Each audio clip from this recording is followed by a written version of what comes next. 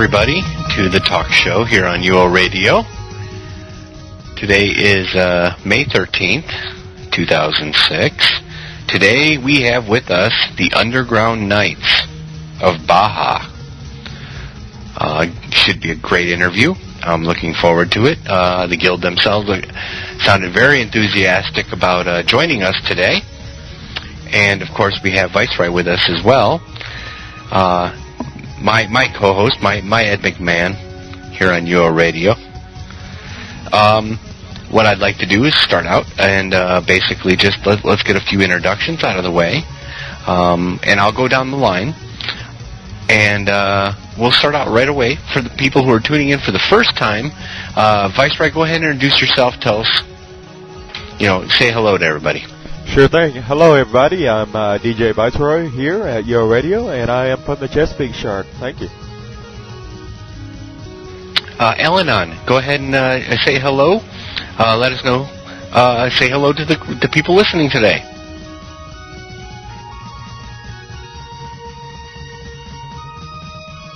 Don't forget you changed that key. Little mic problem there. Hello, everyone. There he goes. I got it now. Hello, everybody, and I'm Al-Anon from the Baja Shard. Right on. Dragonfly, your turn. Go ahead. Hello, I'm Dragonfly from UGK, and I play on the Baja Shard, and I'm pleased to be here tonight. And we're pleased to have you. Koyetsu, go ahead. Hey, how's it going? Thanks for having us on. I'm Koi. I'm with UGK. I'm the co-GM, and I'm glad to be here. And finally, the GM, Taz. Go ahead, Taz. Hi, everyone. I'm Taz. I'm the GM of UGK, and thanks for having us. We're glad to have you, actually. I'm going to post the link to the UGK forums here real quick, or their website, in the IRC chat. And for those who are interested and are listening right now and would like to get in on the chat, just go to uoradio.com, click on IRC chat. On the left side, you'll see the menu for it, and then you'll have instructions on how to get into it, so you can ask questions of this guild that we're going to interview today. Let me go ahead and quickly post that link in.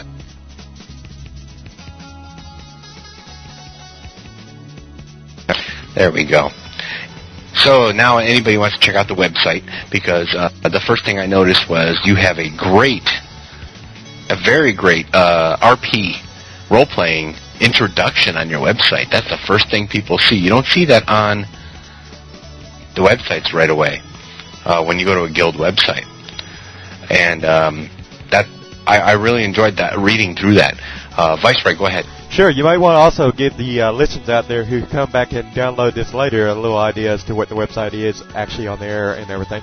It's but I'll go ahead and do that. It's www.undergroundnight.com. So that's if you want to go check it out, you're downloading this after the show or whatever, you can definitely go to their website and check them all out.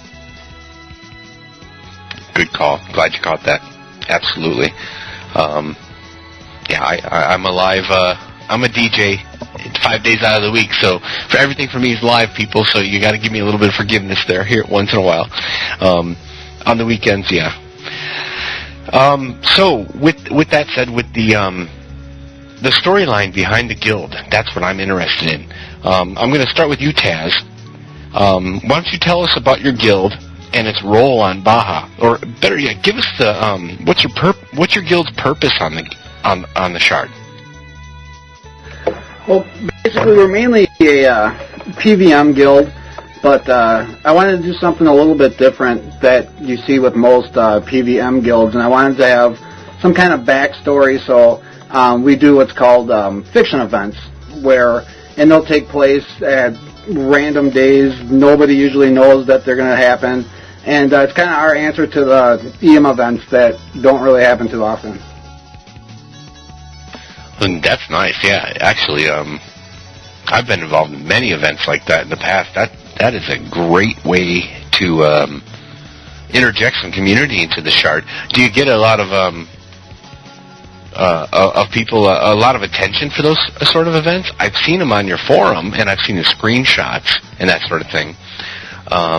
What kind of attendance do you get for that sort of thing? It varies. The last one we did I think we took about 2 or 3 days to actually go through it. So some people actually started it. I think there was only a handful of people that were on when it started. But by the end of it, I think I had a good 12, 15 members on that were participating in it. Very nice. I like that. I like, to me, that is the ultimate thing. If there's no event going on, people kind of go off and do their own thing on every shard. They just sort of give up and wander in their own direction. So it is awesome that guilds are going out there and doing that. So your purpose in the shard is to create player-run events. Now, are they strictly PVM, or do you guys do anything besides that? Or are you into auctioning or whatever? Koi, go ahead. Well, we do mostly run PVM events, but at the same time we have monthly PvP tournaments. Those usually go over really well. We offer betting, so people show up and they can bet on each match and place down a bet and try to make some money off of it if the person they're betting on wins. We're just starting a new event that's going to be Capture the Bag Ball, where we're going to have 2 bases, and each team is going to have to try to fight their way to the bag and try to drag it back. So yeah, we do branch out and do really just about everything you can possibly think of. That's great. That's why I was looking forward to interviewing you guys, is because I did get a feeling that you guys were a jack of all trades. I'll tell you what. Let's go down the line, and do you guys have roles or what's the word I'm looking for? Titles, anything like that? Is there any sort of structure to the Underground Nights? And what we'll do is we'll start with Al-Anon. What is your role in the Underground Nights? What is your purpose there? We've actually set up a really nice chain of command system setup where everything runs in a chain, kind of like a military chain, where you go to your next person up before it progresses. And where I sit right now is I'm right underneath the council. I mean, we've got Taz as the GM and Koi, and then beneath them there's a council of 5, and then beneath the council goes me, and then I kind of keep track of all the leads because we've got everybody broke up by skills. We have tamers with a lead tamer kind of in charge, watching over all the new tamers and tamers in general, and he's there to provide help to some of the new characters that get started, or even new players that want to become tamers. He can give them the tricks to tame and what to go tame at this skill level and things like that. And we've got that set up for just about every skill. We've got a tamer lead, dexter lead, spell casting, you name it, all the way down the line. And then all those leads report to me, and then I report that information to Taz and Koi in the guild. That's impressive. To have a leader for each skill or a group of skills, that's really impressive. That's some organization I have not seen in many guilds. I've had mentors in the guilds I've been in the past on various shards, but to have a personal mentor that actually is an expert for in a certain skill, wow, yeah, that's pretty impressive. Dragonfly, go ahead and define your role in UGK. Well, my role is more of an advisor. I help run the events where I'm needed. Whether I'm running a betting booth or I'm helping in a fiction event, I may be one of the characters that helps the event move smoothly along and directs people to where they need to be. Good roll along as well. Yeah, organizer is an excellent position and should be respected, that's for sure.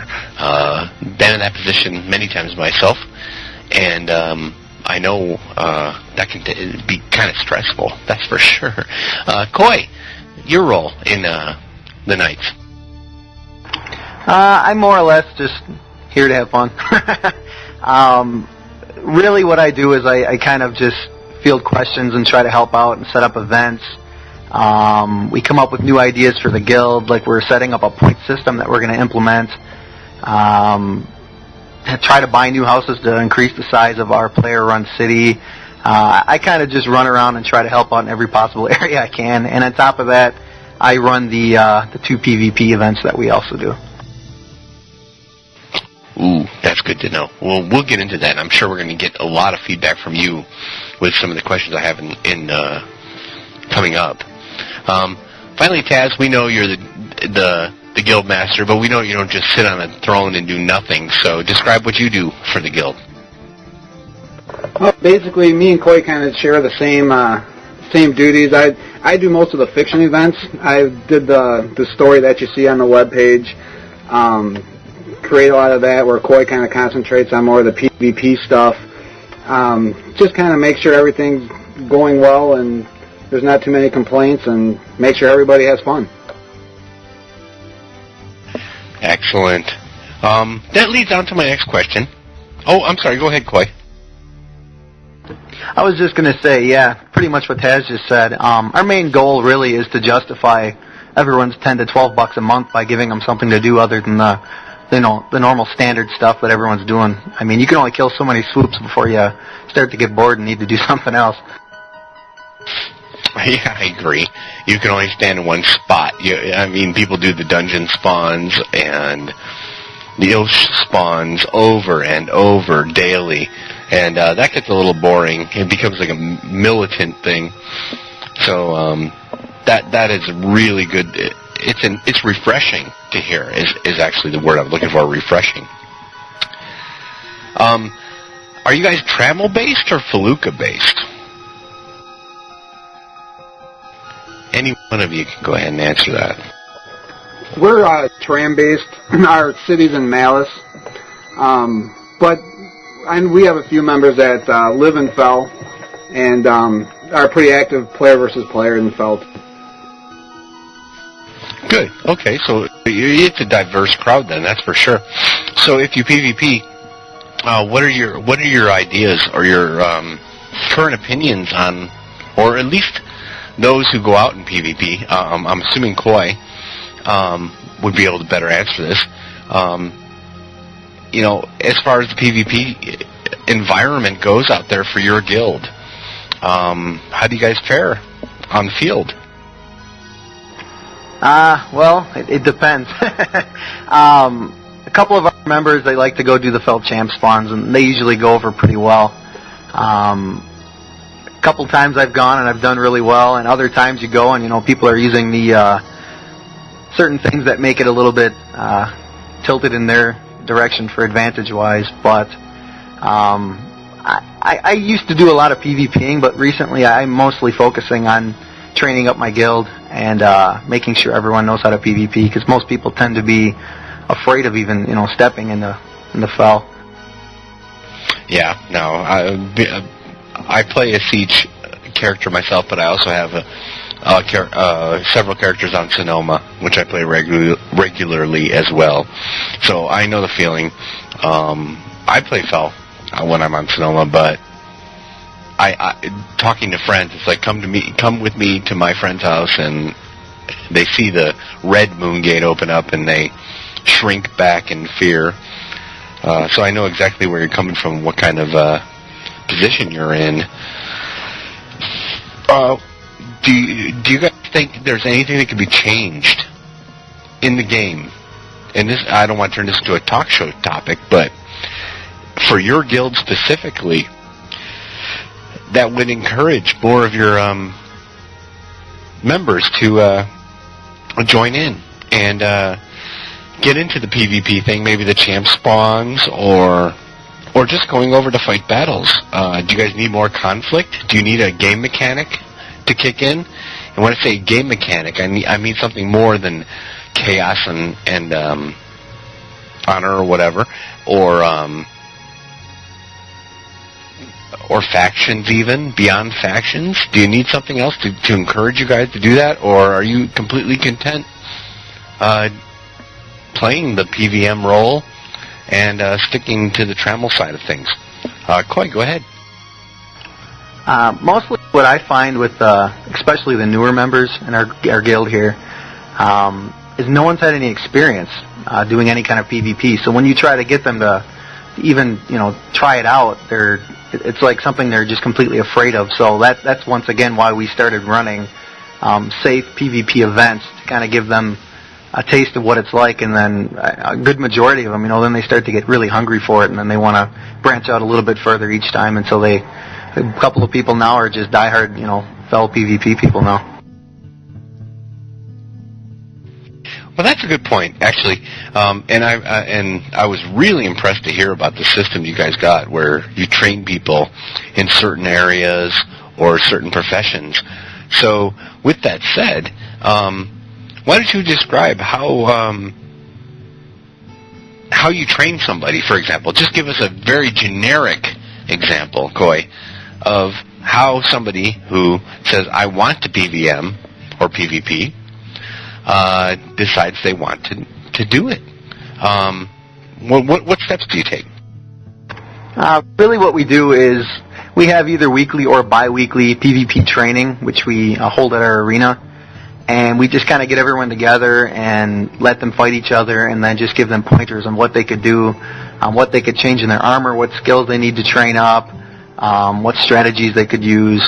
Basically, just kind of give them tips here and there. And really, it all comes down to a learning process. I mean, you can't just say go do this and then they're going to be good at PvP. They really have to just do it frequently to become more comfortable with the whole thing.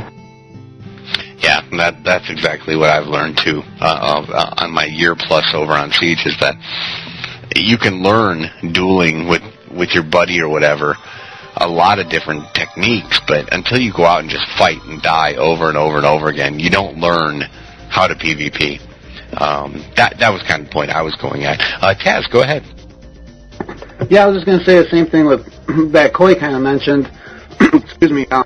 If we just get them to the arena and let them fight each other. I mean, a lot of these people don't understand how fun it is to actually PvP when all they've done is PVM. I'm the most horde player versus player you'll find, but I love fighting in the tournaments, and even though I die in every one of my matches, usually last about an hour, so.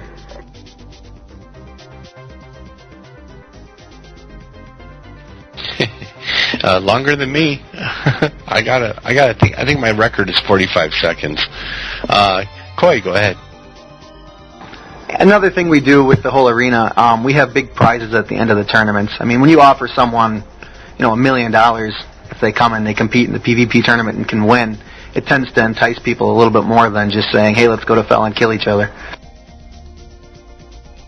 Yeah, and going to Fel and just killing each other, of course, leads off into other attitudes as well. So it's good that you guys are drawing people to do it a different route. So what kind of prizes do you guys offer, and how often are these tournaments, or whatever you want to call them? What was the term you guys used for that again? We just call it our PvP tournament. We hold them once a month, and first place usually gets $1 million, second place $500K, third place I think it's $250K, fourth place is $100K, and fifth place gets a $50K check. Along with the $1 million that the first place winner gets, there's a sash that we have customized and blessed that we display at our arena, and there's a book kind of explaining who won the tournament, and that's displayed for a month. And then they also get like a prize bag, and then for the month they get the props from the entire alliance for winning the tournament. Very cool. I like that. Monthly tournaments are awesome. I've attended weekly tournaments in the past, and it's tough to keep up with that sort of stuff. But a monthly tournament, what a great idea! And you guys do this? Is this year round? Yeah, I hold one every month. Next one coming up, I believe, is on the 19th, so this coming Friday. Excellent.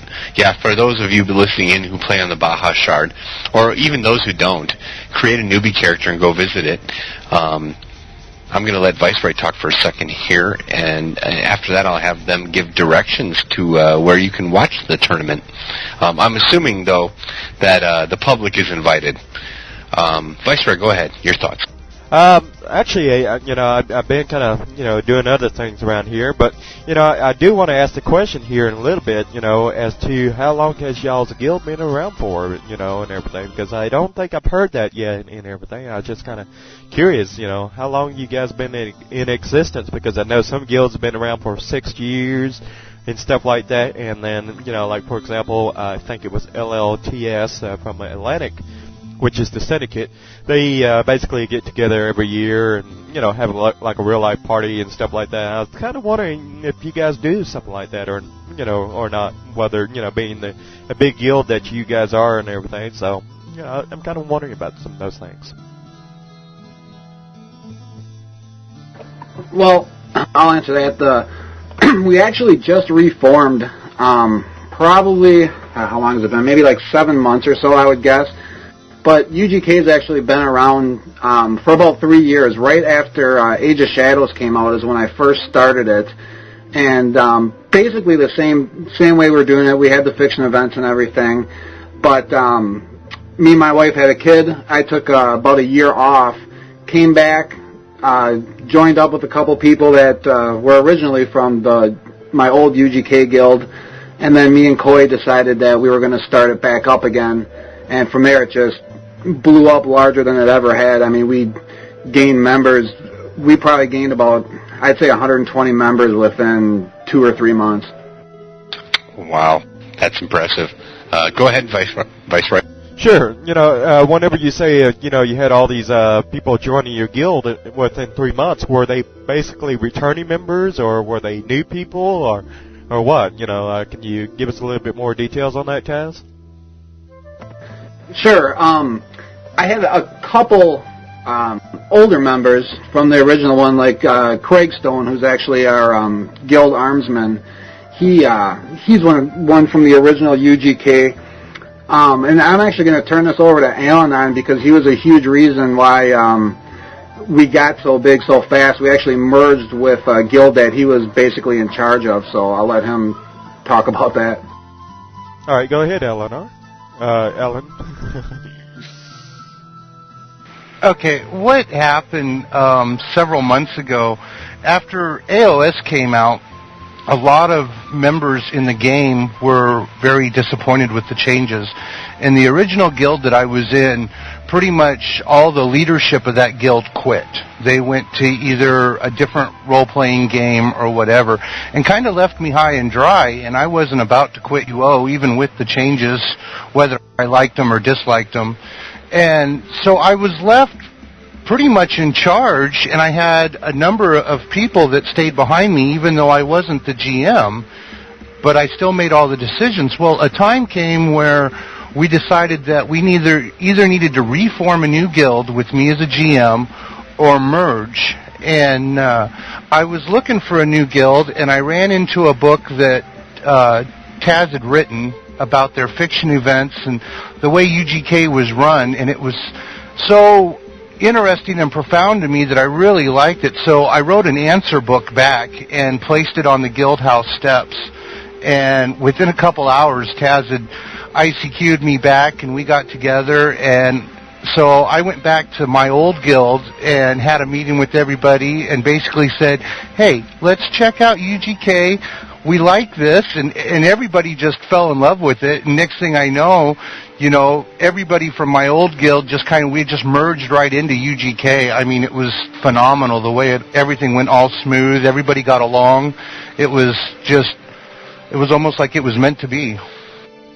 Yeah, that's very interesting because, I mean, basically, the impression I get is that UGK is basically there for the community, by providing all these different various events and everything that a lot of players are coming to and participating in. And my next question here is basically, do you guys ever get together? I mean, being that you guys have been around for about 3 years and everything, do you guys get together in real life? Have you guys ever gotten together in real life? You know, whether it be on an individual basis or anything like that. Has anything, you know, transformed out of this guild, you know, into like real life friendships and stuff like that?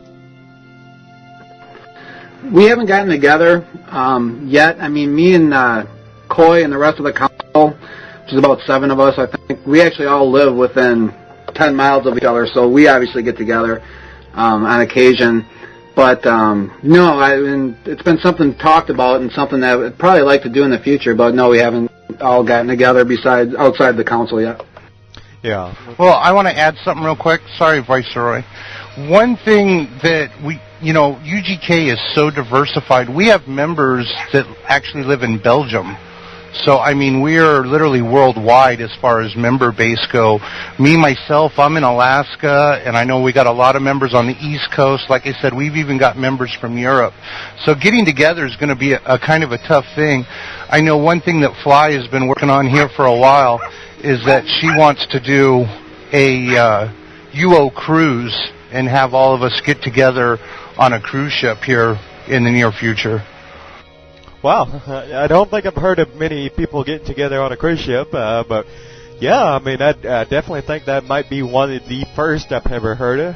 But hey, you know, all things are kind of, I've heard all kinds of things that you know, transformed out of guilds and everything, where people get together, you know, like the Syndicate over in Atlantic. I think they get together once a year and everything. And it's really great that, you know, guilds can get together like that and actually get to meet one another and, you know, and really, you know, form a friendship bond and stuff like that. You know, something that you'll probably won't ever forget. And that's what the best thing is for me, because, you know, I've been a part of guilds where, you know, you actually go out and meet some of the people in the guilds and stuff, and it's really a different experience, you know, because this is something you won't likely ever forget about in the rest of your life.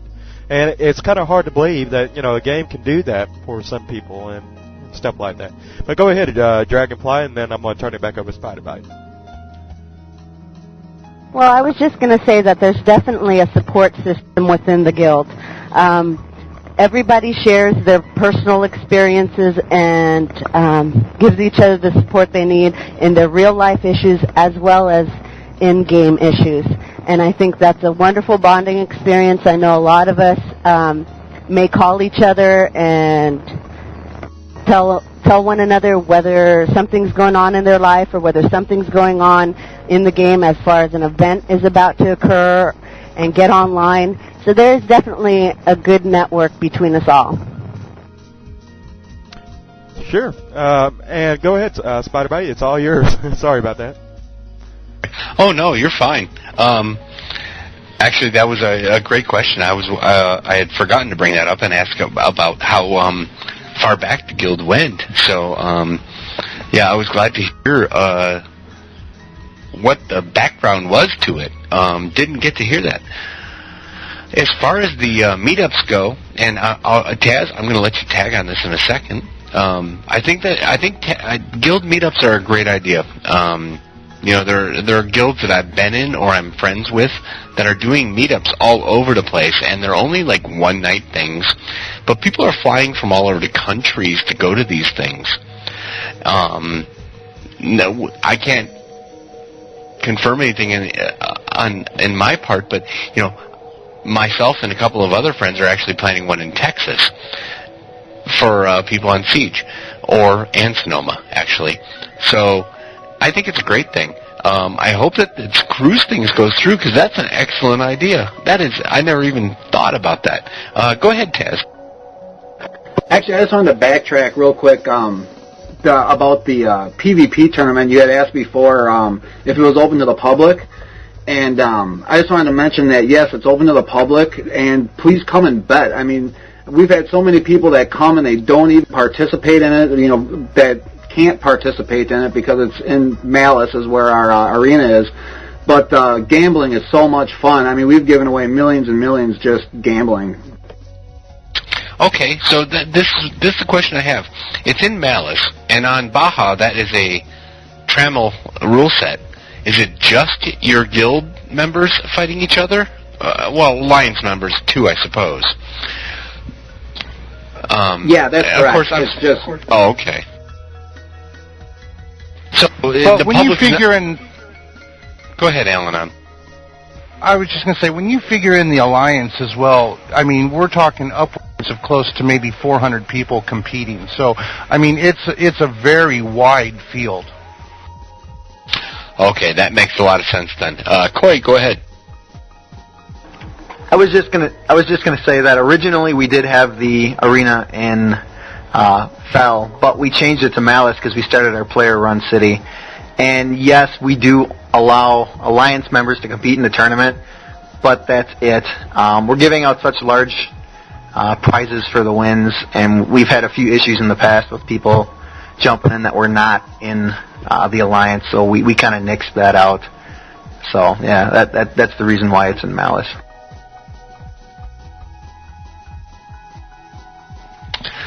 That was my point. Yeah, exactly. That's why I questioned why it was in there. So the public is welcome to come and bet, and of course watch and have fun, because I there are several dueling events that go on various shards that I attend weekly, several times a week actually, in which some I attend and just watch, some I participate and lose.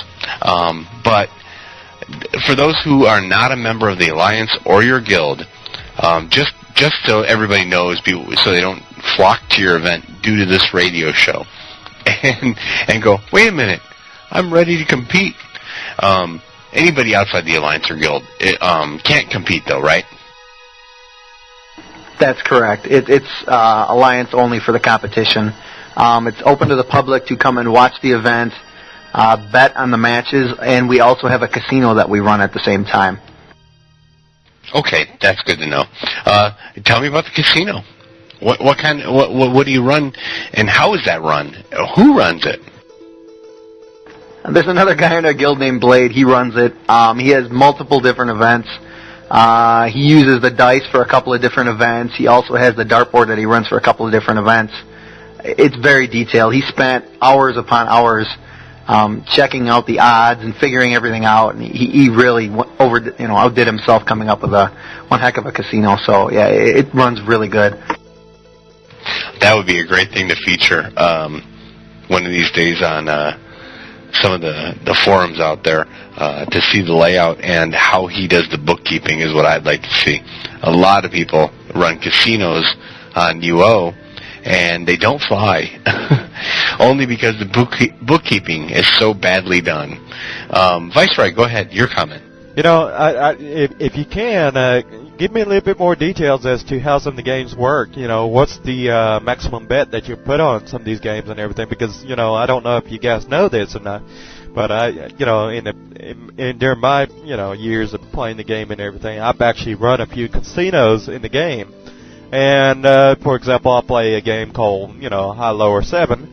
And everything, you either bet on 7, or you bet that it's going to be lower than 7, or you're going to bet that it's higher than 7. And basically, I allow people to bet anywhere from 500 gold all the way up to $1 million gold. Now, I'm just kind of wondering, what's the table limits and stuff like that at y'all's casino? Because, I mean, I'm so into the casinos and everything, I want to go there, depending on what the table limits are.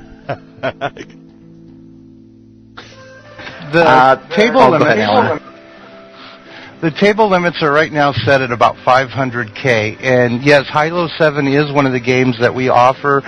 Also, with he's also got a payout structure listed as far as what you bet, your odds, and what you receive if you win. It's not all 50-50, because there's also, there's always a percentage taken for the casino as well, which is really nice. I mean, he's really put a lot into this, so that way it's a win-win for everybody. Right now, though, like I said, I believe that the table limit is 500,000, and it varies. It's so much fun. I'm going to let Taz give his comment in a second here. My question after Taz is done, does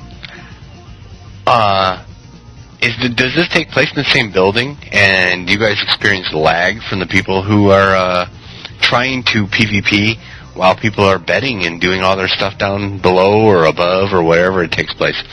Go ahead, Tess. Yeah, I can answer both of those. It's in two different buildings. So we have the casino is ran in one building, and then the fighting is ran in a whole separate building. So no, the lag doesn't conflict there at all. But the other thing I wanted to mention is it's definitely worth coming out, because last time at our knighting ceremony when we ran it, we gave away a crimson. So it's definitely worth the prizes to come out and gamble and bet and just have some fun instead of doing the same old stuff over and over. Wow. Yeah, and you mentioned a knighting, and I'm going to get into that in a minute, because I'm a huge fan of knighting ceremonies. Taz, real quick before I pass this over to Viceroy, who has something to say, go ahead and let everybody on the air know where to find you, especially if they're, and keep in mind, a lot of our viewers are not Baja players. They may be creating newbie characters. How can they get to these events if they want to? The player-run city, it's in Malice. It's, I think it's called Gravewater Lake, I want to say, is the closest landmark to it. And we have, I don't know off the top of my head, I want to say close to 20 houses, though, now, within the vicinity. And we have everything from, we have a big stable where people stable their pets when they show up. We have the guild house, a guild hall, the arena, a casino. We have, actually, one of our members built Hogwarts, which is really awesome. If anyone's a Harry Potter fan, you got to check that out. That's awesome.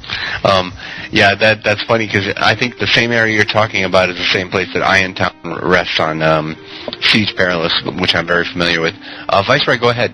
I'm kind of curious as to when is the casino open and stuff like that. What days can I go there and actually find the casino open, and what time? And give me the time zone as well, if you could, please. And also, do you guys have tamers in your guild? And if so, have you guys ever considered maybe having cockfights? Basically where you put two animals up against one another and sick them on one another. So, in winter, you can place bets on them.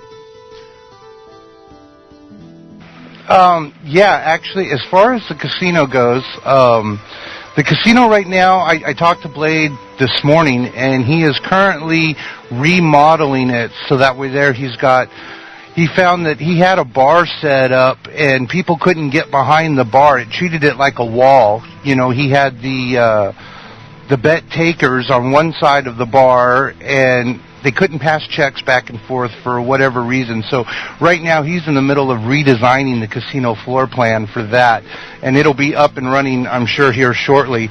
But he runs the casino during almost every major event that UGK has, as long, when it's within the player-run city, like the PvP tournaments or the knighting ceremony, things like that. He'll have the casino open, and that the casino's always announced when it's going to be open on the UGK forum.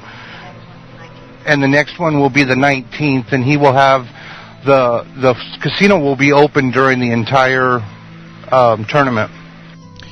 See, that's great and everything, because definitely you guys are going to have to get a hold of me and everything. Let me know about this, and I will definitely drop by for that casino and everything, and check you on out, because I'm like I said, I'm hardcore into the casino aspect. Well, that and I almost guarantee that we can drag a number of UO radio staff over there to promote it as well. We'd be happy to. We're always looking for places to promote UO Radio, but at the same time, we'd like to promote your event as well. And so I think that might be something we need to talk about in the background. Let me see what I was going to talk about next. Dragonfly, go ahead. I just wanted to say that a nice way of keeping track of what's going on within the UGK Guild is to frequently check the forum. We have a calendar of events that's always updated, and even if something pops up that same night, You can always check the calendar and keep track of where to be and how to get in on the event. And since we have so many members on throughout the whole day, you know, you can always log in and there's people there doing something. This is a nice way of keeping track of where to catch up with others. Excellent point.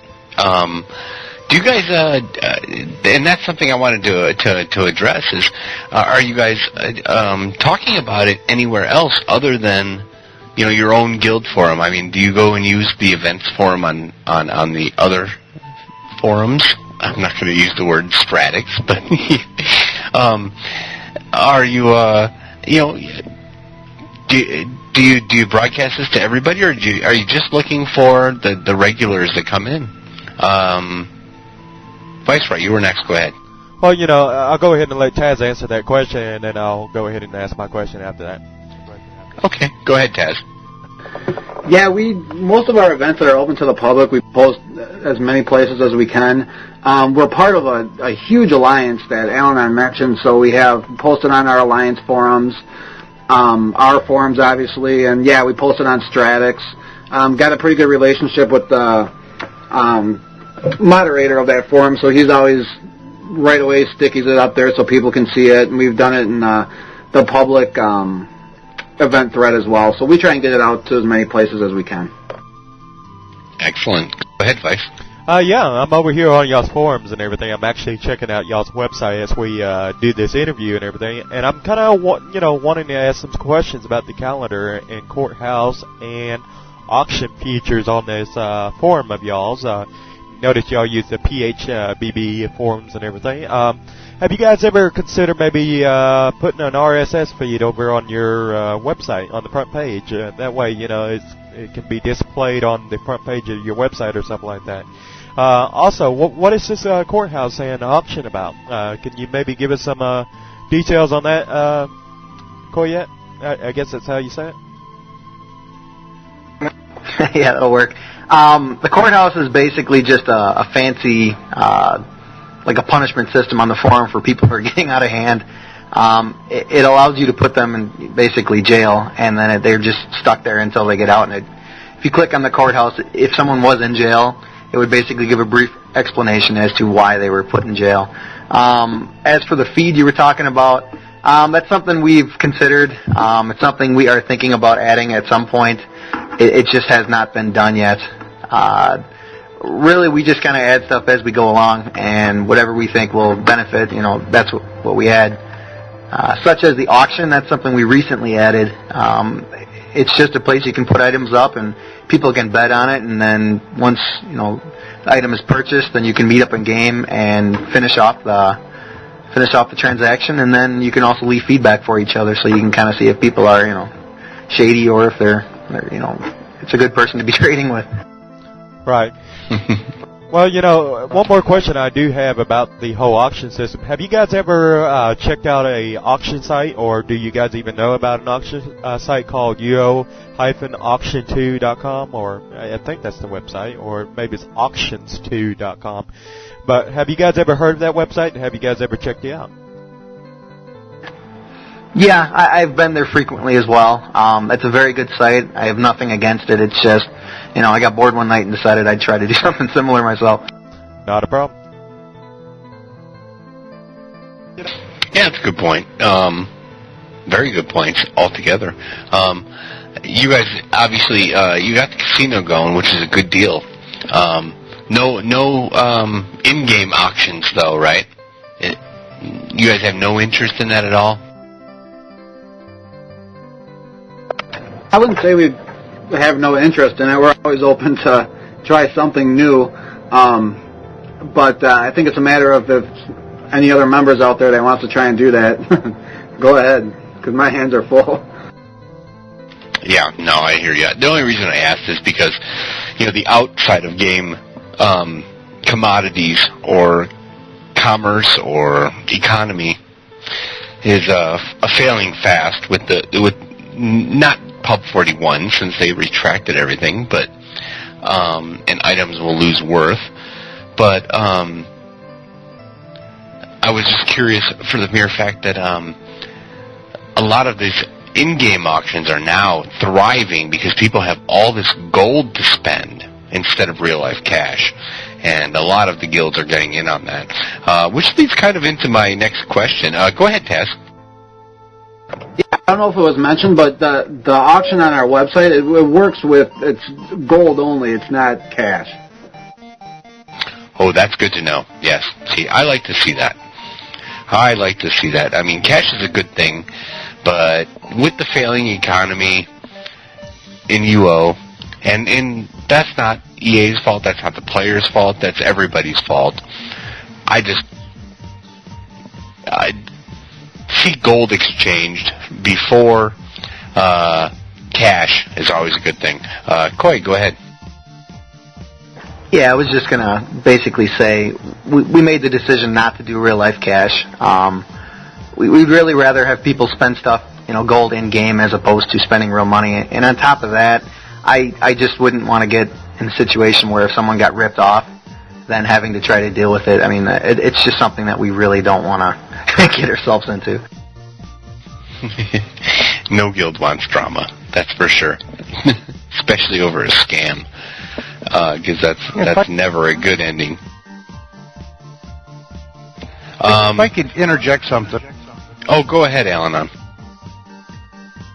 Sorry. One thing I was going to add with the auction and the way everything's set up, one of the things that I've noticed is within our guild there is such a willingness to help everybody. I mean, if you need something, there's always somebody that's either going to sell it to you at a dirt cheap price, if not just flat out give it to you. So that's one of the really nice things about the auctions. It's a way that you can actually sell something that would normally cost millions and millions of dollars. You're going to be giving it to a guild member, which you're going to benefit a friend, and make a little bit of money on it on the side. I believe the last Crimson that was auctioned off, I believe the top price on that was only for like $8 million, which is dirt cheap compared to buying it at Luna Bank or on a vendor somewhere. So, a lot of that is also, it helps out the guild as well. Yeah, no, that's a good point, actually. To have your own inner guild trade system is awesome, especially with the numbers you guys have. Makes it really great, being in a guild of 2 people. Of course, that wouldn't work for me. My only guild mate is my in-game wife, who would just slap me and say, "Give it to me," and then type BISSH, bish, and I'd give it to her. Viceroy, go ahead. Yeah, I actually got a question here, because I'm still looking over y'all's website and everything, and I noticed that you guys use Elven avatars and stuff like that. Is your guild primarily an Elven guild, or what? Can you give me like a little history of, like, are you guys pretty much elves, or are you guys humans, or a mixture of both, or what? Go ahead. I can't even say the name. Coy. Say Coy, that'll work out fine. Really, it's whatever you want. We're really not going to tell you got to be an elf or a human or whatever. Really, we're just all about, again, having fun. If someone wants to be an elf, go for it. If they want to be a human, they can do that. We're just looking for, fun people to hang out with is pretty much what we're going for. Crafters, PKs, thieves, fighters, archers, whatever. Anything's perfectly acceptable. Well, what would you say is your, the most played race in Ultima Online for you guys? Is it the elves, or is it the humans, or is it pretty much balanced? Yeah, we're pretty much split down the middle there. Everyone has a few of each, so there's really I don't see it leaning toward either side. And what was your thoughts on personally about the elves? Do you think it was a great addition to the game, or you think something like gargoyles, orcs should have been added first, or what? I think it's a good start. I really hope they expand on it. There's so much more they could do with the game without ruining the UO experience, and I would love to see them add orcs or something like that as playable characters. Yeah, I'm right with you. Thanks. Go ahead, Spider. No, those are good points. Nowadays, I think, unless a guild is role-playing an elf guild, you're going to see a combination of all of them. The only reason I say that is because elves have advantages, humans have advantages. People are going to jump from one side to the other depending on their template. So to see a number of elves in a guild, you know what? It's because they can get the detect bonus or whatever. Nowadays, you just can't say that. I hope we see orcs come back, though. That's for sure. Orcs, and if they add anything else, it should be within the UO history, which is what the devs seem to be leaning towards. Let's see here. What did I have coming up next in my questions? Hey, are you guys active in the current Enu quest? And if so, how's that going? And how are you guys going about accomplishing it or contributing to it? Are you taking a role in it at all, or have you ignored it? I haven't done it at all. I honestly don't know if any of my other members have ventured into it at all or not, so I can't comment on it.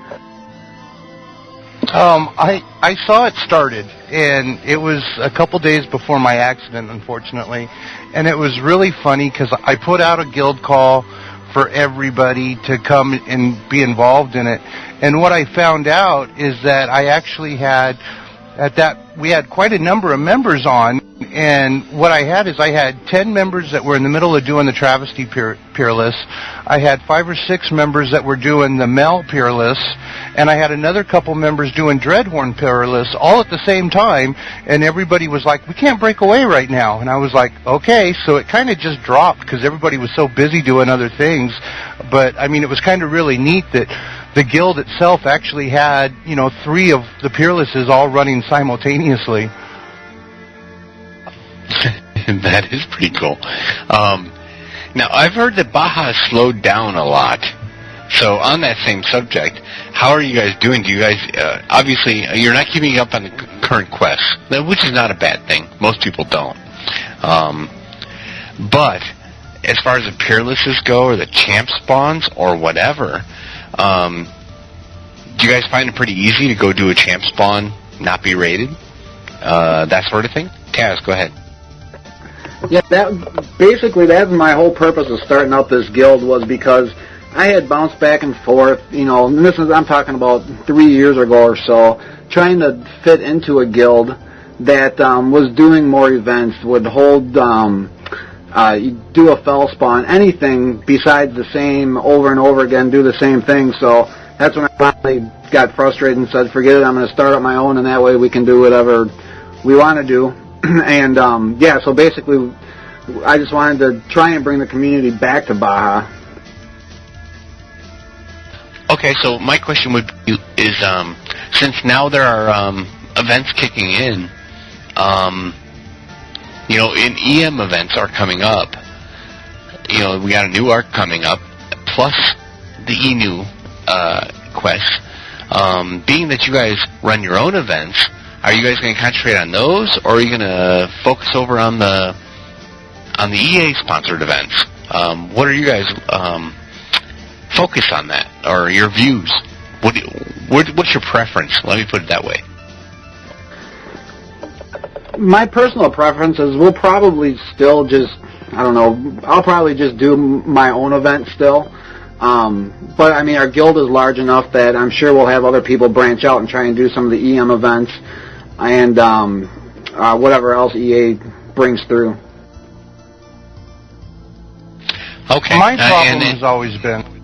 I'm sorry, go ahead, Alan. I'm sorry. My problem has always been with the EM events is that there's no time lead for them, and they announce them so rapidly that a lot of times you have members that are involved already in other things, and they can't just break away for it. And a lot of times the EM events, they tend to lag so bad because of the attendance that is involved. It's almost better to get in on the end of those events anyway. So, I think a lot of people shy away from them because of that reason. I'll agree. Vice Right, go ahead. Would it be fair to say that, for example, that your guild is pretty much self-sufficient whenever it comes to creating its own content and everything? That it really doesn't really need any help from Electronic Arts or the event moderators or anything like that in terms of creating a fun-filled atmosphere?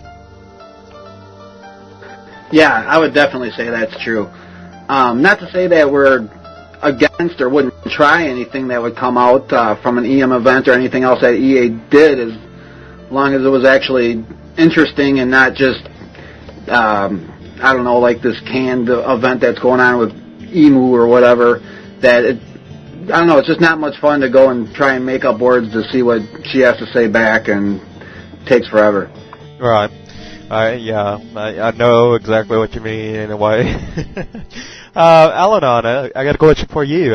Would it be fair to say that, the EM events don't give enough advance warning or advance notice to where you can actually plan around it? No, that was my problem with the EM events back when. In fact, I was really glad to see that they started placing the sash by the throne room, so that way you knew there was going to be an EM event that day. I mean, a lot of times I'd get in the morning, I'd check with the town crier, there'd be nothing going on. I'd go out, do a little hunting, come back, and check with the town crier again, and the event's already 3/4 of the way done. And that was always so frustrating for me, because it's like, when am I going to get in on one of these? And I just, pretty much gave up on it because it was so hard to schedule it into my day. Yeah. So how does it work as of right now? Do you have to go to Lord British's castle into the throne room and check and see if there's something there every day? Is that something you have to do pretty much every day until you find something? Well, yeah, that's how they had set it up, or at least that's the way I believe they'd set it up, is that they would place a sash out at the beginning of the day, signifying that there would be an event that day, and that way there you knew you could check the town crier, more frequently that day to see when it was started, but there was never any times that it officially kicked off or anything for people to be ready. It'd just be all of a sudden, and you'd have people scrambling to get their regs or get their armor on and get there. And a lot of times it'd be so fast-paced. You didn't get to experience the event and read the storyline that went behind it because it was all moving too fast.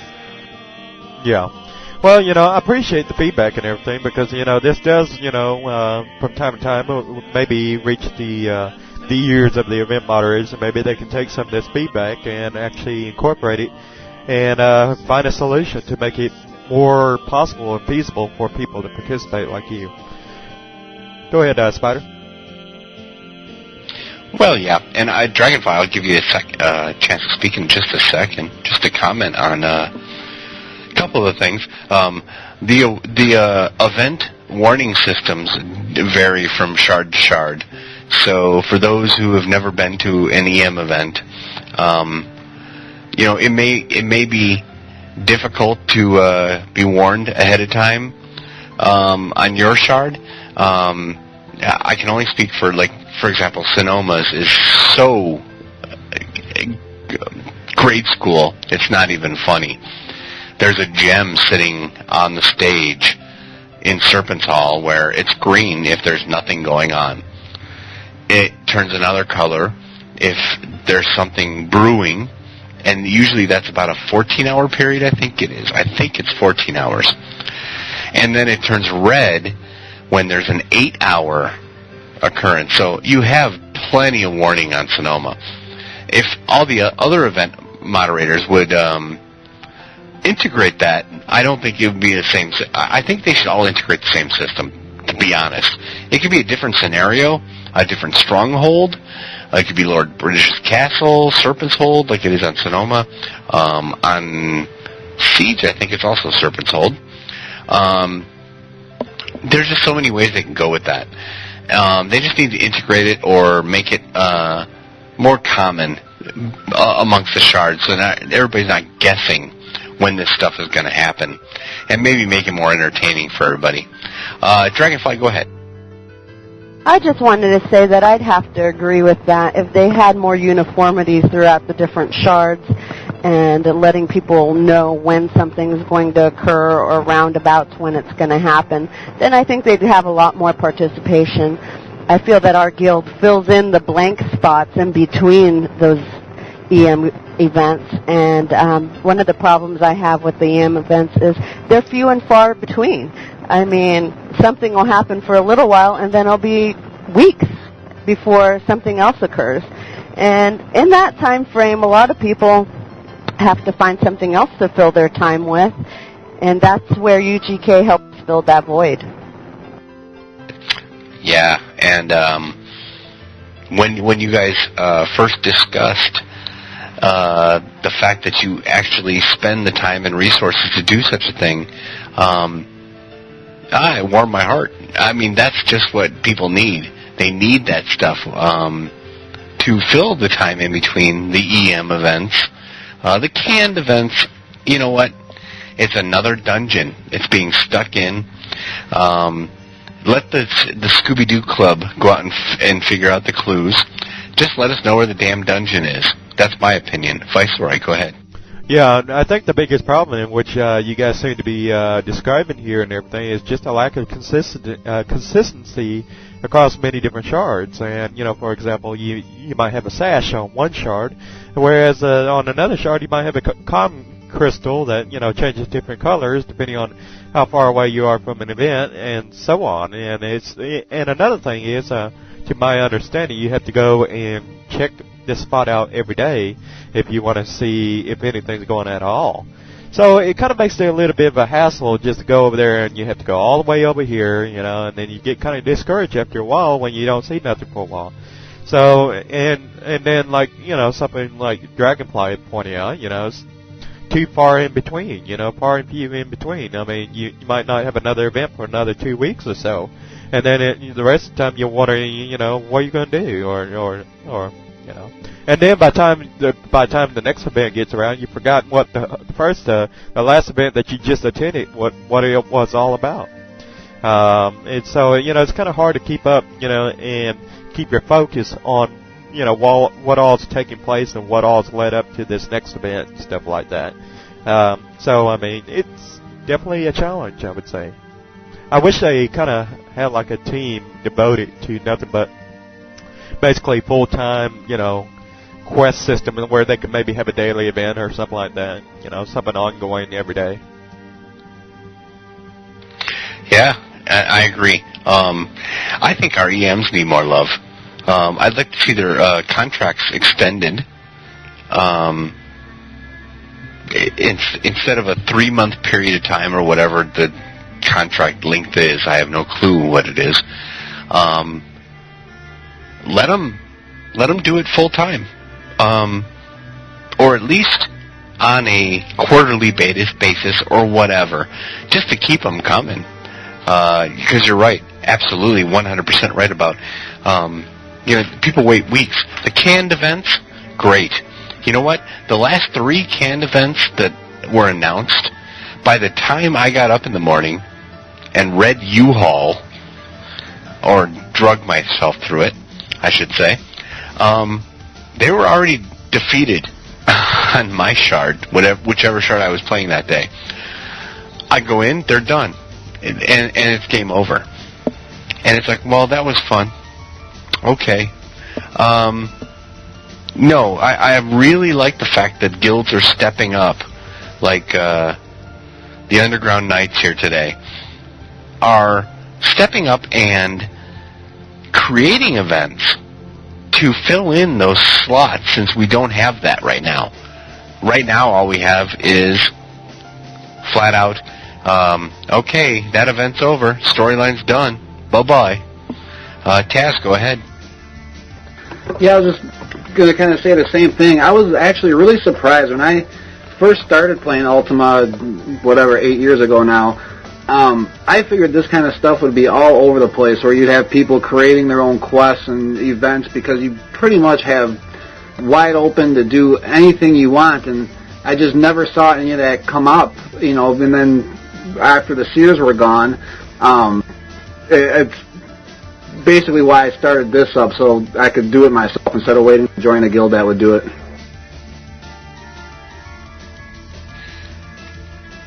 I gotta guess that you guys are very much appreciated over on Baja. Speaking of appreciation, how about unappreciated? You guys got any enemies? Not that I'm aware of, but I could be wrong. Yeah, there's a few people here and there that aren't particularly, they don't like us, let's just put it that way. Aside from that, though, we really try to get along with everyone. Viceroy, go ahead. Yeah, I know if I go over there and go to the casino and lose a few millions, I might end up being your enemy too.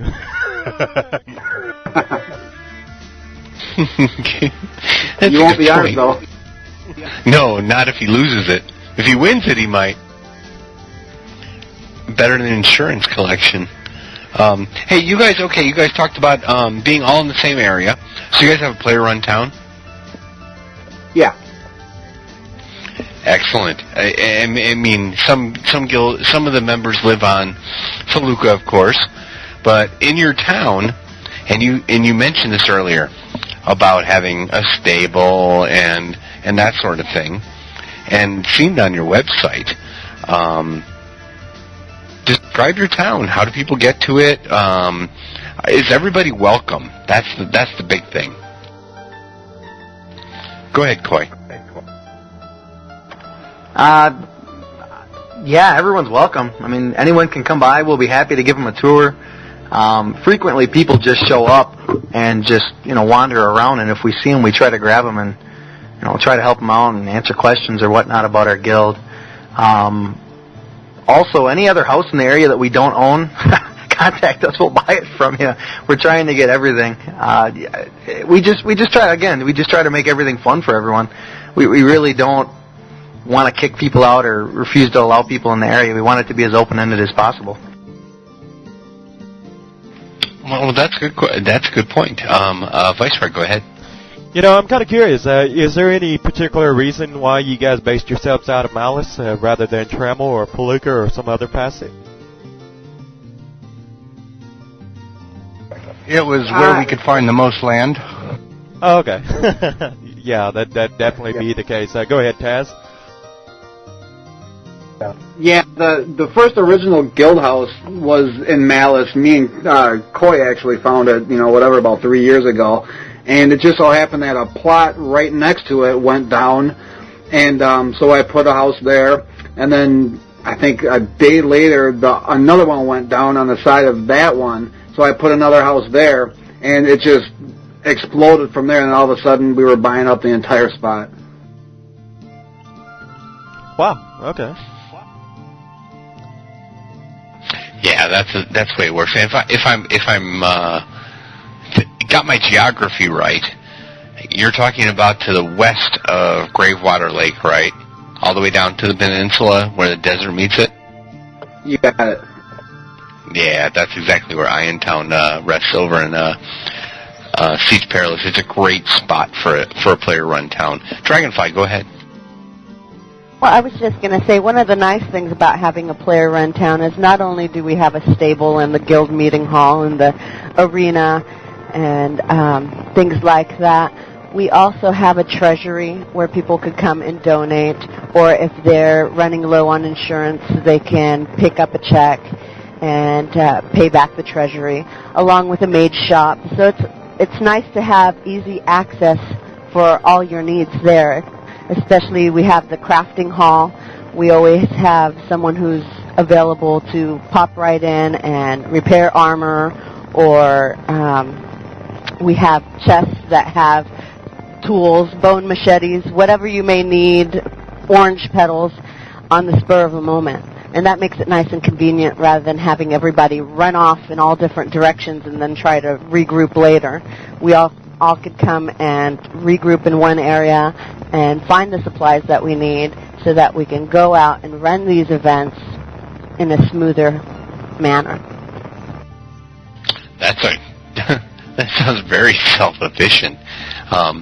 Very few of the guilds I've ever been on, everybody's on such a different time zone that all of a sudden I need this piece of armor repaired, or I need this type of armor made. I've got the leather, and nobody's available, it's nice to hear that on Baja, especially because I've gone over to the Baja forums, and I've been on, as everybody knows, I've trolled. I mean, gone through U-Haul and seen people screaming, "Oh, Baja's dying," blah blah blah. You guys are really enlightening a lot of people out there that there is a community still on Baja. Viceroy, go ahead.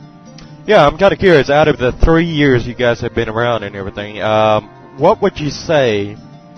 How long would you say this Play Around Town's been around for? I mean, I'm sure you guys didn't hit the floor, running with a Play Around Town or anything like that. So, exactly when was this Play Around Town established, and what would you call the Play Around Town? What's the name of the Play Around Town? Do you guys have a name for it? Go ahead, Coy.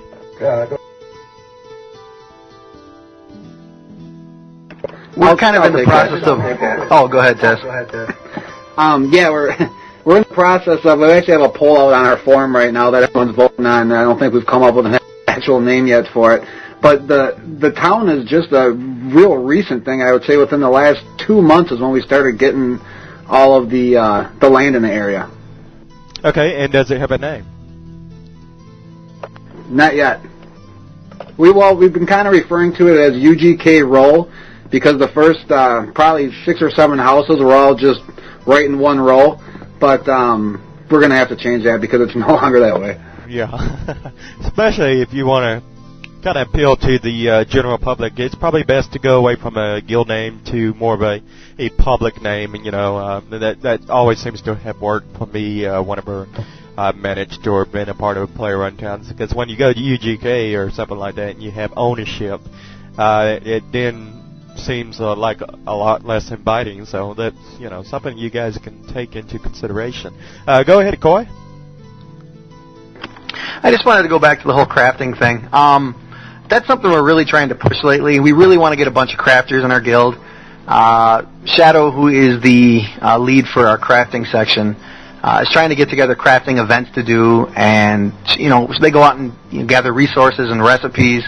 And we really have just been kind of pooling our resources together. We have so many bods I can't even begin to tell you how many we have.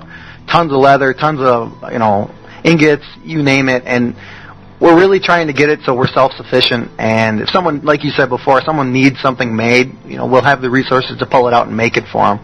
So we do a lot of PVM, but at the same time, we're really trying to get the crafting section of our, guild going, along with just about any other area we can get. Yeah. Well, with the way crafting is working out and everything right now, would you say it's fair to maybe? I mean, is it a good assessment to say crafting is kind of hard to do right now, considering the way things are with Ultima Online, with regards to crafting? I mean, there's just not a whole lot of interest in it because, for the most part, a lot of people seem to agree with me when I say, that crafting's kind of dead at the moment because you can simply go out and get better weapons and stuff like that from monsters and stuff like that. It's a whole crafting ideal pretty much just to do BODs, or is it actually to make weapons for the guild? Go ahead, Coy. I agree with you though on the whole crafting is kind of in a bad place right now. A lot of what we do with our crafters is enhancing and gathering recipes. You got the player-made artifacts now you can do. Really, a lot of them do bods, and it's a lot of the resource collecting, and it's really just supplying the entire guild with items and stuff like that, and at the same time making sure the crafters have something to do other than just, enhancing a bow once every 6 months or something that they find,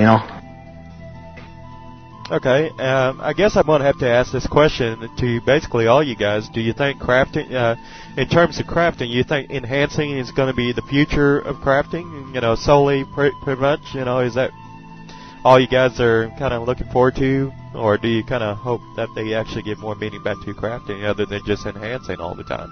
I'll start with Alanon, and I'll go from down the list here. Go ahead, Alanon. Okay, well, my thing with the crafting is, Yeah, I think crafting went dead. It went dead when a lot of the Tokeno and Ilshardies came out. You know, you could get better gloves and better tunics and everything. And then another thing that killed crafting was the item insurance. You know, it used to be that, you know, if you had a set of GM barbed armor and you lost it, you know, you could go, a crafter could make you another set, and you could sell GM barbed armor at a reasonable, you know, at a fair price. Now you can't give it away, and that's what's really killed the crafters there, is that, you know, they can't even sell anything on vendors unless they're able to make these, you know, craftable artifacts. And the craftable artifacts has got to come back to the crafters a little bit, but you know, a lot of things have contributed to the death of the crafting skill, and I'm glad to see that it's slowly making a comeback. But yeah, enhancing items and, you know, the artifacts are the only thing that's saving crafting right now. Yeah, it's pretty much the only thing holding it together at the moment. But you know, I'm just not thrilled about the whole enhancing part. It's like, you know, I don't even want to get into it, but it disgusts me. Really, it does. Go ahead, Coy. Yeah, I really couldn't give you a suggestion for a solution for fixing crafting. I think the runics are about the only thing that are keeping it alive right now. But then again, the average person is not going to get access to a barbed runic or a Valerite, you know, hammer. It's just, enhancing seems to be the only feasible way that an average crafter can walk up and start to actually make some money, and that's something we try to help them out with, along with, like I mentioned before, bods and making sure that everyone has resources and, you know, getting items and trying to keep themselves, you know, with gold. Yeah, my only fear is that, you know, EA is going to get the perception and say, oh, well, this seems to be working, let's run with it, you know, and all we're going to see is enhancements, you know, being the way of the future. You take an item that you find on a monster and enhance it. That's, I don't know. Just don't got a good vibe about that right about now. So, Taz, let's hear from you. I think the biggest way to bring back crafting would honestly be to get rid of item insurance. I think that would solve the whole thing. Yeah. I mean, I don't know if you guys have listened to my talk shows in the past, but personally, I'm a lot more radical in my ideal. You know, just get rid of all this item properties. Just go back to the pre-AOS system, you know. Everything seemed to work a lot better than it did now, and you didn't have all these troubles that you do with PvP. You don't have all the troubles with crafting. I don't know. I mean, I don't know if you guys can relate to that feeling or not, or what, but go ahead, Coy. Yeah, I got to be honest with you. I actually kind of enjoy the enhancements on the items. Something I enjoy doing is going around hunting down new equipment that I can add to my, you know, to perfect my armor, or finding a weapon that's just a little bit better than the one I have right now. I agree something really needs to be done to balance the game out, but I don't know, I enjoy it. Yeah. I'm just afraid that we're going to see more numbers, and I'm like, let's get away from the numbers. I just don't like the numbers. But anyways, it really does a number on my head. It's like, you know, major headaches every day. But go ahead, Al-Anon. Well, I was just going to agree with the statement of, you know, the pre-AOS days. I think, you know, things were better for crafters, things were better for PvP. You know, a lot of things were better pre-AOS, and, you know, some items do need to be rolled back, and others are fine. You know, I think the Doom artifacts was a great issue, but you know, all the Luna artifact, or the Ilshner artifacts, and now the Tokeno artifacts that are out there, I mean, it's gotten to the point where you don't even need a crafter to make you armor. You can have an artifact for every piece of armor and weapon that you need. And, you know, the other day I was in Dastard, and I saw a character in there fighting dragons. He had a young title still above his head, which means he hadn't even been in game for 40 hours, and he was soloing dragons. And you look at, and he's wearing every artifact you can imagine, and I'm sure a lot of them were given to him. But I was like, what is up? You know, it took me years before I could go in and kill a dragon. Yeah, the times have definitely changed in UO, as you can probably tell, you know, because back in 1997, you wouldn't even dare think about going by yourself into a dragon-infested dungeon, you know, and especially as a young title or whatever, you wouldn't even think about stuff like that. But nowadays, it's pretty much everybody goes, you know. I would imagine more than anything else, you probably came across a scripter or a farmer. It wouldn't surprise me in the least. But yeah, I don't know. I just don't get good feelings about this whole system that we're currently under. I'm kind of hoping that we might see an alternative system or a reverse engineering. That's me personally. But let's see, Spider-Bite, it's all yours now. All right. Yeah, no, you know what? Playing on a shard that has no insurance, I can tell you firsthand, crafters get much love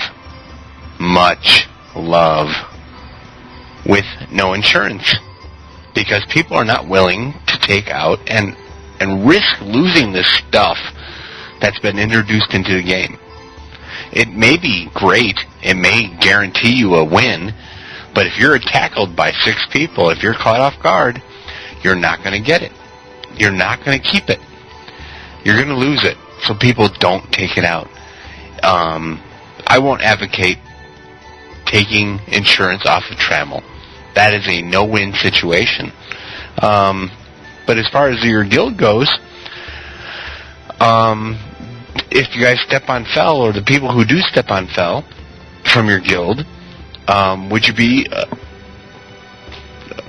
what's the word I'm looking for, opposed to, hey, we're going to go over there uninsured? Coy, go ahead. I was actually going to say almost exactly what I think you're getting at. I think insurance should definitely stay in Trammel, but maybe a way to balance out Fel would be to nix insurance in Fel. There'd be almost no one that'd be willing to go over there with a $20 million artifact and try to fight with that. You'd see everyone in GM armor constantly. Exactly. Exactly. And that is the thing. You know, I play Siege, but I also play Sonoma. But I play Sonoma Fel. So when I'm on Sonoma Fel, I see people running around in all these suits, and it's disgusting.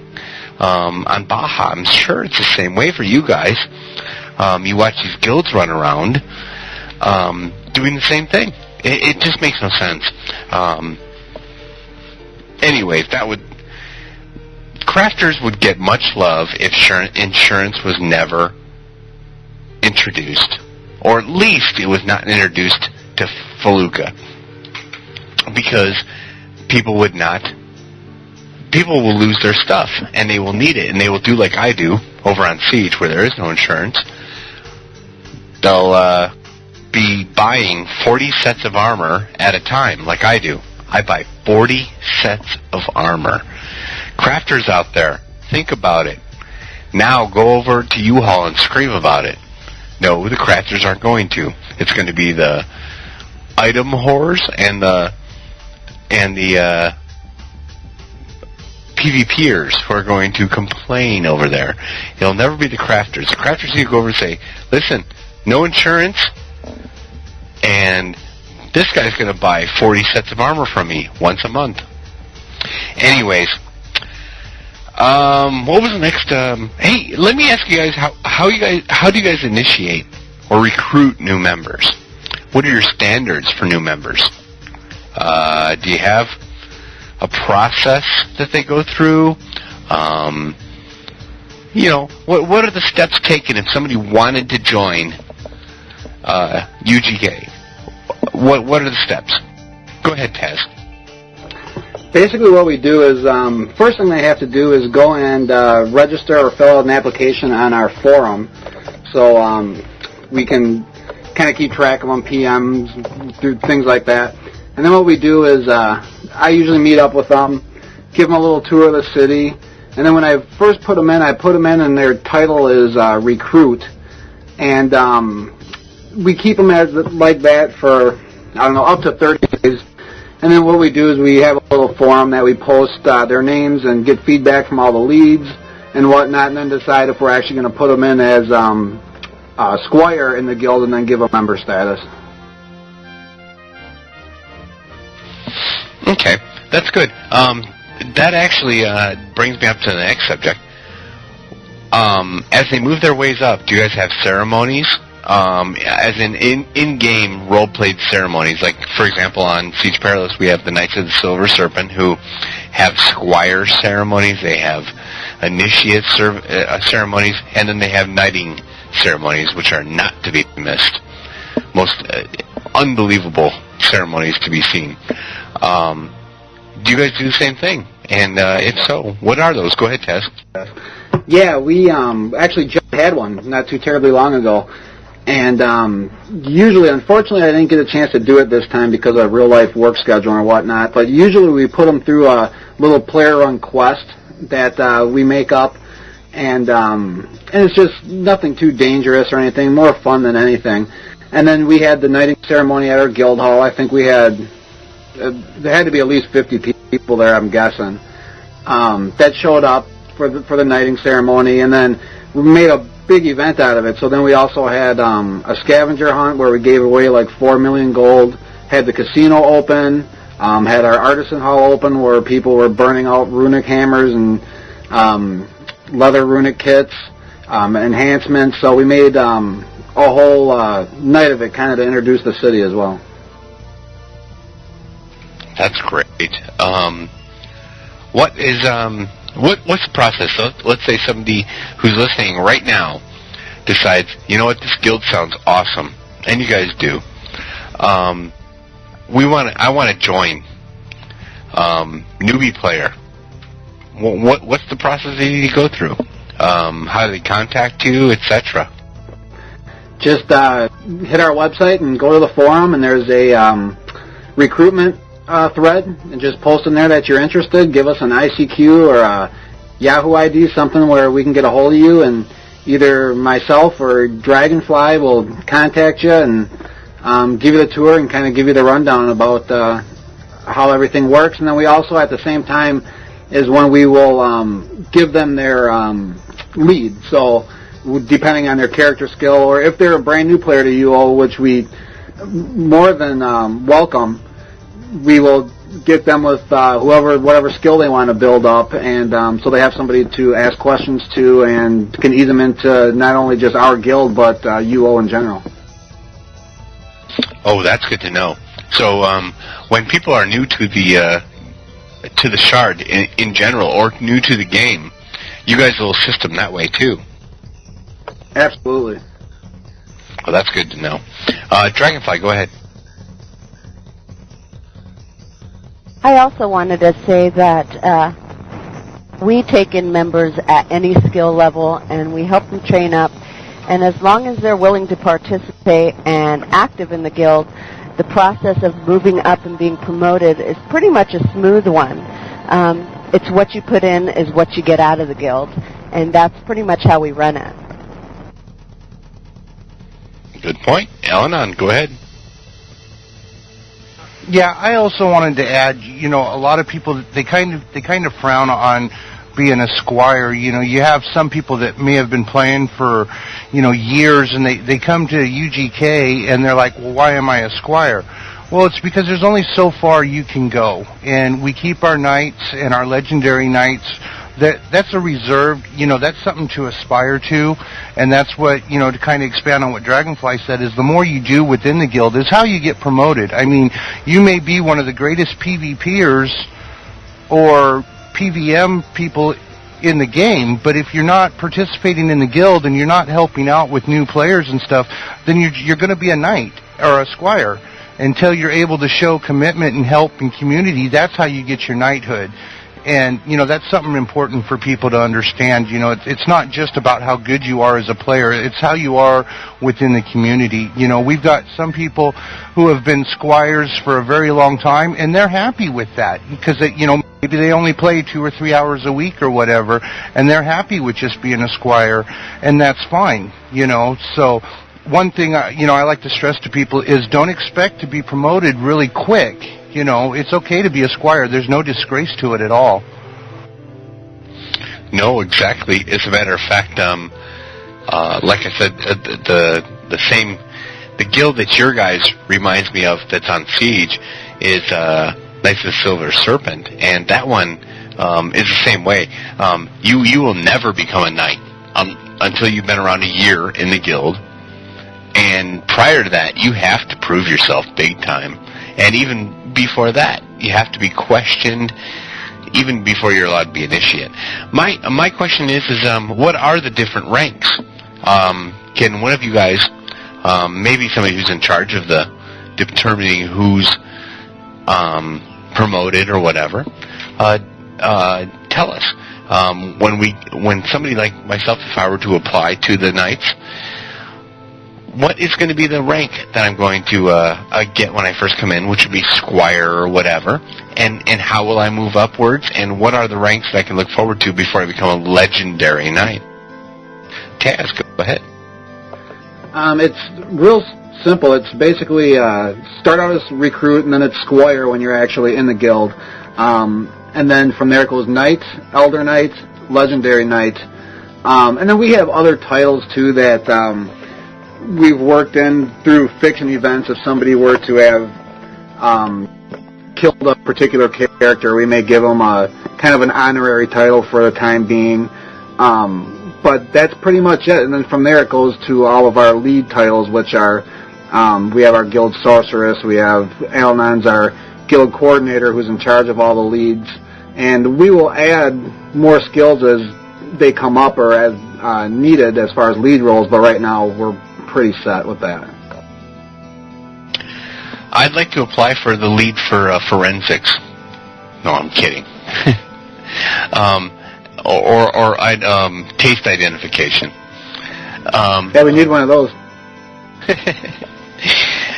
No, sir. Let's see here. What do you guys think about consensual PvP upon joining a guild? This was something we brought up in a talk show, and I don't mean to make it a talk show topic, so to speak, because I'm aiming it just at your guys' guild. But when somebody joins your guild, what do you think about them, or what would be the challenge for them if you told them, when you join my guild, you're now consenting to be a PvPer? That's something that's been brought up many times. Viceroy brought it up on last week's talk show. It got a huge influx of support. When you join a guild, you're agreeing to PvP. Trammel, Feluca, Malice, Ilshnar, doesn't matter where. When you agree to do it, you're doing it. It depends on the type of guild you join. Koi, go ahead, let's share your thoughts. Yeah, I think if they're told up front, I really don't see anything wrong with it. We don't force people to PvP.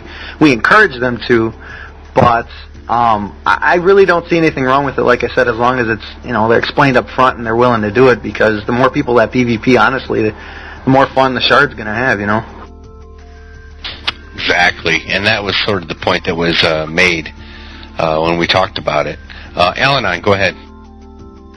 Yeah, I just wanted to include there, as far as the PvP and joining a guild, one thing we don't allow is, with us being in such a big alliance, is you can't just go and attack somebody because they're an alliance member or because they're in a guild. That's a big no-no. But that's another reason why we have PvP nights almost every Tuesday night at the arena. If you're talking to somebody, say at Scarra Bank, and it's consensual, you both want a duel right there, that's fine. No one has a problem with that. What we do want to stay away from is having a new member or even an old member just start killing people at random at one of the banks, and because that's just going to cause grief. And this way here we want to eliminate that, keep our PvP setting to a controlled setting, unless the two combatants want to do it and everything's fine and okay there. Yeah, nobody has a problem with that. Yeah, and that kind of gets into where you're talking about non-consensual versus consensual. What if a knight goes bad and decides to just rip into everybody? When you join a guild, are you agreeing to I'm going to be killed on sight? I don't know if your guild in particular, and this is a good question, has your guild ever gone to war with anybody? when you go to war, you're attacked on sight. Coy, go ahead. No, we have not gone to war with anyone, and I doubt we ever will. The problem is we have crafters and, people who PVM only, and if we're going to war with people, all of a sudden they could be sitting at the bank with their crafter making a bow or something, and next thing you know, they're getting killed. We try to be as open-ended as possible, but just the way we're set up, I can't imagine it'd be possible for us to have wars with other guilds. I hear you. That leads kind of into my next question. What about factions? Have you guys tried that yet? Or any of your members tried it yet? We have people in our guild that used to do faction fighting along with our alliance. Currently, no. We have people that go do fell spawns, and they'll show up at somewhere where there's people fighting, and they'll just jump in and start attacking people too. But no, we have not gotten into the factions. Okay, good. Is there anything about factions that you guys would entice other members to join it, especially those who are here today? They definitely need to add something to it. I mean, it seems from everything that I've seen about them, there's not much that goes on. I mean, besides you can protect your town, and that's about it. I mean, they got to add something to it. Whether you get, actual control of the town to be able to, customize it or something. But right now, it's just they need to add more content to it to make it even remotely interesting. Yeah, I agree. We've talked about that on other shows too. Same thing with all guilds. They're all saying, give us some sort of content to the game to add to factions to make it worthwhile for all that work.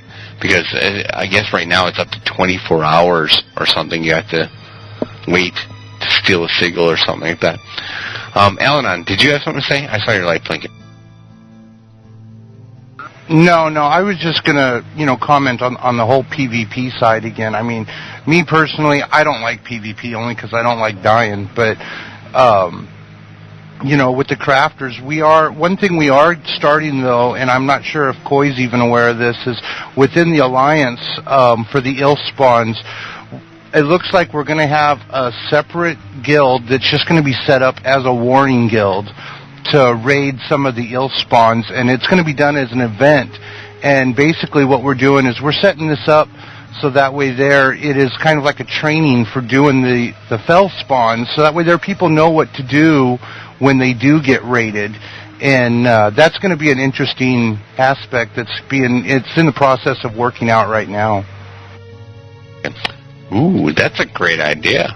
So as opposed to, say, ghost cams that are used frivolously, you guys are going to train people as to how to defend themselves in a champ spawn versus being lambs to the slaughter. Is that what you're saying? Yeah, exactly. The way it's being set up right now is basically a dummy guild is in the works of being set up right now, and it's going to include several different members from all the Alliance. And they will turn orange, as being war. And, you're going to have a group of people doing an ill spawn, and then this warring guild, so to speak, is going to show up and attempt to raid it and take it over. And so this way here, it's going to kind of train people on how to defend against a warring fraction coming into your champ spawn. Very nice. I'm impressed.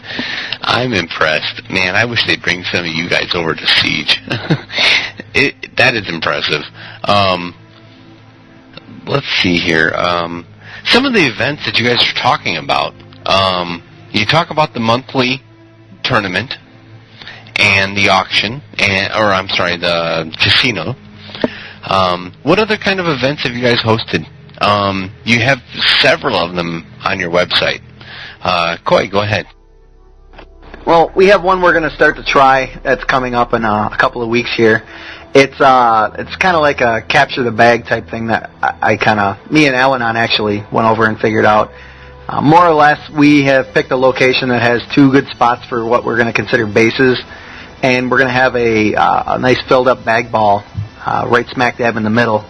And each group is going to have to fight their way to the bag ball and try to pull it back to their designated base, while the other group is going to be attacking them to try to steal the bag ball away from them. And I think that's going to turn out to be a blast, and a lot of people seem to be really looking forward to it. Oh, that sounds kind of cool. Absolutely. You got any kind of ETA on when that's going to occur? Yeah, give me a sec. I put the date on our site, but I don't remember it offhand. In the meantime, go ahead, Taz. Another thing that we do, or actually did, and we're going to get back into it, is we hold, trying to hold a monthly fishing tournament, where basically everyone can get their fishers out, and whoever can bring us back the heaviest fish now that they're marked, and we get prizes for that. It was just something small and simple that we could throw together to get even more people involved. Great idea for a player-run event. Absolutely. Quite, go ahead. Yeah, that date's going to be June 3rd. We're going to be running that. Again, though, it's going to be an alliance event. But if anyone wants to come and watch, I don't see a problem with that. Great. So spectators are allowed. I had one more question here, and I'm trying to find it. Okay. Oh, I know what it was. And this is sort of a game mechanics thing, and don't want to turn into a sort of a talk show discussion, but focus at your guild. When you guys heard the Pub 41 was possibly going to include the proficiencies, now it's not, but before it was, have you guys made adjustments within your guild to accommodate for that?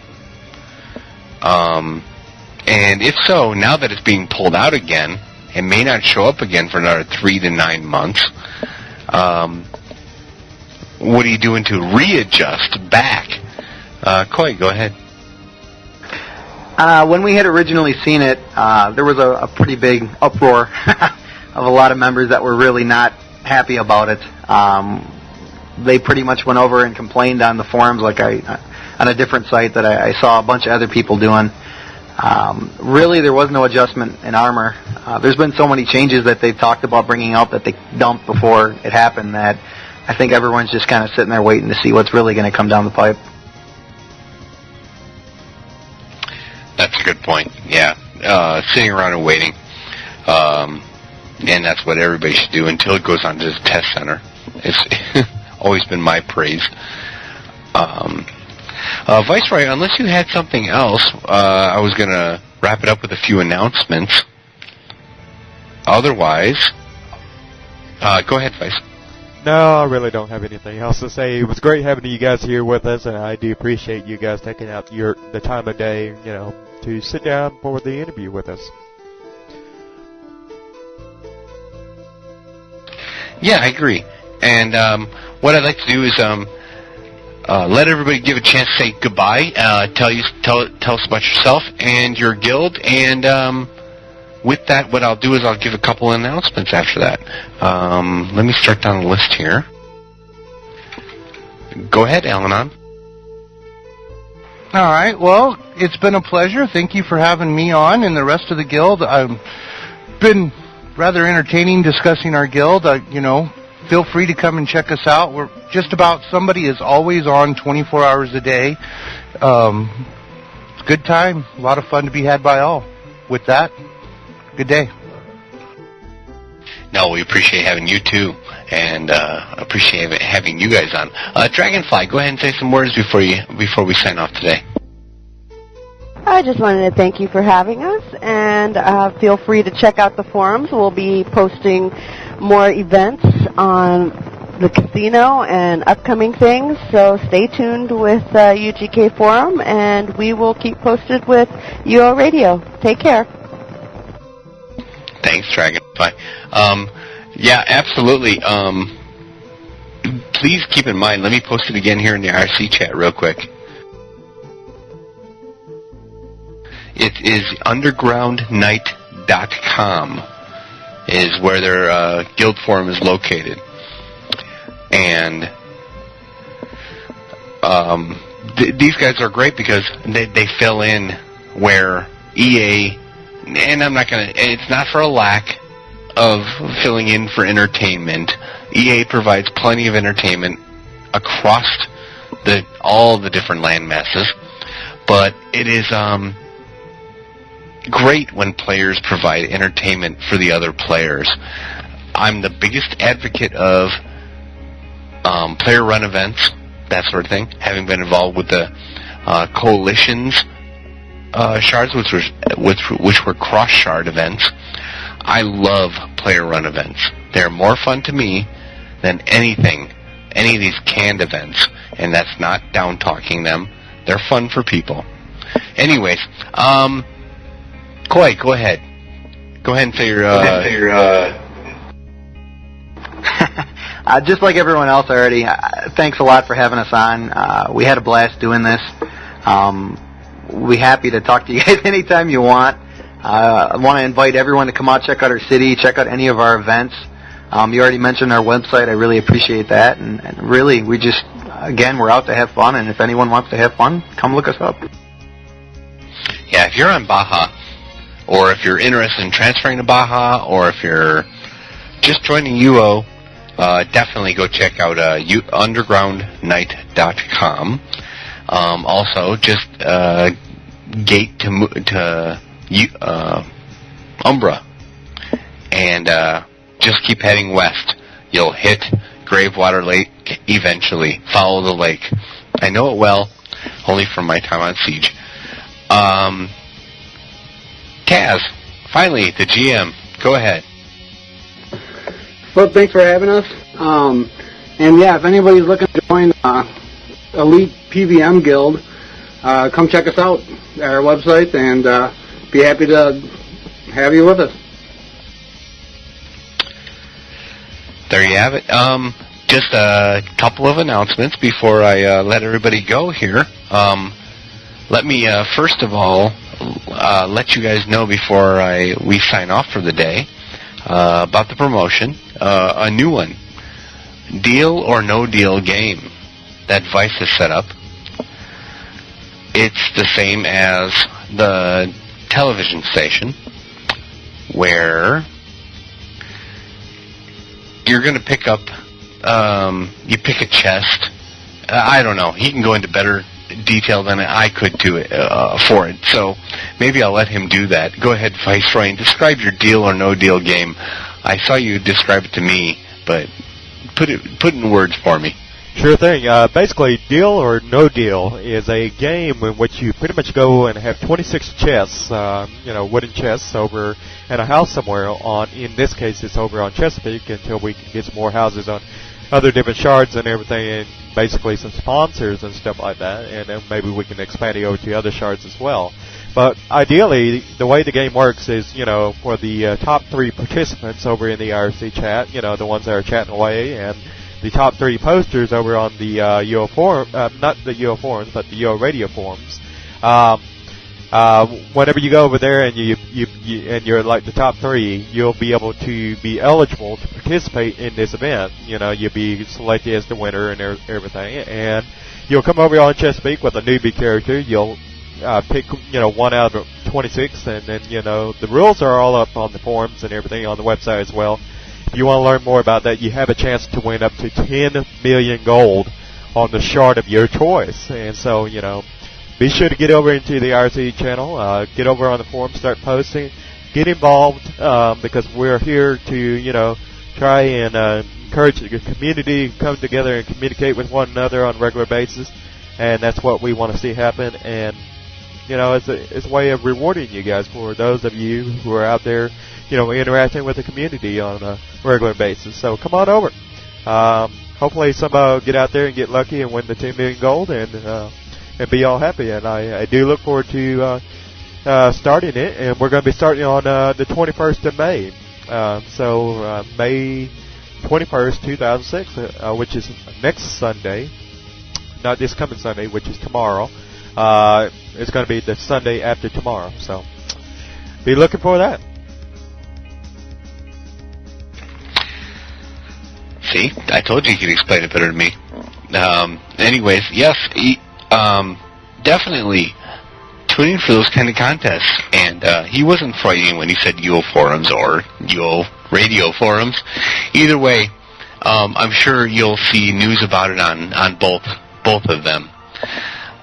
The other announcements are, the next one is basically tune in tomorrow. You're going to get the second edition of our brand new format of the UO radio talk show.